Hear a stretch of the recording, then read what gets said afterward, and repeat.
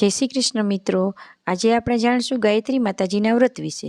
તો ગાયત્રી માતાજીનું વ્રત કોઈ પણ સ્ત્રી પુરુષ કરી શકે છે। આ વ્રત સૂર્યનું વ્રત છે અને રવિવાર સૂર્યનો વાર છે, એટલે આ વ્રત કોઈ પણ રવિવારથી કરી શકાય। આ વ્રત કરનારે રવિવારે સવારે વહેલા ઉઠી નાહી ધોઈ સ્વચ્છ થઈ બાજોટ ઉપરમાં ગાયત્રીજીની છબી મૂકવી, ત્યારબાદ છબીની સામે સ્વચ્છ આસન લઈને બેસવું, પવિત્ર પાણીનો કળશ અને ગોળનો નૈવેદ્ય પાટલા ઉપર મૂકવો, ઘીનો દીવો અને ધૂપસળી પ્રગટાવી માતાજીની છબી હૃદયમાં શાંત તે ધારણ કરવી અને ગાયત્રી વ્રતની વાર્તા સાંભળવી કે વાંચવી।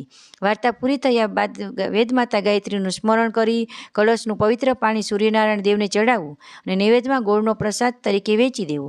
આ વ્રત કરનારે મન, વચન અને કર્મથી પવિત્ર રહેવું જોઈએ। વ્રતના દિવસે બ્રહ્મચર્યનું પાલન કરવું, જૂઠું બોલવું નહીં, બને ત્યાં સુધી ઓછું બોલવું, મૌન ધારણ કરાય તો અતિ ઉત્તમ। રવિવારે એક જ વખત ભોજન લેવું અને આખો દિવસ માતા ગાયત્રીનું સ્મરણ કરવું તથા ગાયત્રી મંત્રના બને તેટલા માનસિક જાપ કરવાથી વ્રત કરનાર આખો દિવસ માં ગાયત્રીની સાનિધ્યમાં રહે છે, તેથી તેના આગલા જન્મના તથા આ જન્મના કર્મોનો કપાય છે અને ભૌતિક તથા આધ્યાત્મિક સુખ પ્રાપ્ત થાય છે। જો માનસિક જાપ કરવા ન ફાવે તો આખો દિવસ જ્યારે પણ સમય મળે ત્યારે મનમાં જય ગાયત્રી માતાજી એમ બોલવું, તેથી પણ માનસિક જાપ જેટલું ફળ મળે છે। વ્રત કરનારે જ્યારે એમ લાગે કે પોતાની ઈચ્છા અને મનોકામના પરિપૂર્ણ થઈ છે ત્યારે વ્રતનું ઉજવણું કરવું અને ઘઉંના લોટથી દૂધનો શીરો બનાવવો, એ શીરો 7 નાના બાળકોને વેચી દેવો। ગાયત્રી માતાજીની મહિમા વધારવા ગાયત્રી વ્રતની 5 કે 7 પુસ્તકો વહેંચવી। જય મા ગાયત્રી।